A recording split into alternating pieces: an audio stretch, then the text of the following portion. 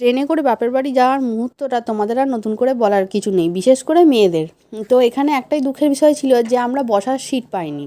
তো ঠিক আছে, চলো, কোনো ব্যাপার নয়। আর এই বোনের যে মেয়ে বাচ্চাটা ছিল, ছেলে, তাকে কিন্তু একটু বসার জায়গা করে দেওয়া হয়েছে। দেখেছো ট্রেন মধ্যে কত ভিড় ছিল। তবে এই ভিড় এত কষ্টের মধ্যেও যাওয়ার একটা আলাদা আনন্দ ছিল।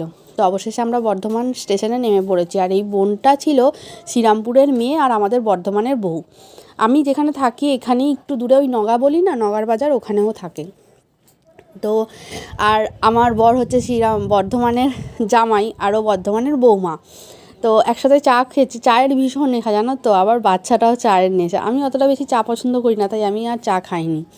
আর ও এখন এটাই বলছে যে ও বর্ধমানের বউ আর শ্রীরামপুরের মেয়ে, আর আমার বড় শ্রীরামপুরের ছেলে আর বর্ধমানের জামাই। তো সেটাই বলছিল, কিন্তু এত বেশি লোকজন আওয়াজের মধ্যে না আমি আর ভয়েসটা দিলাম না।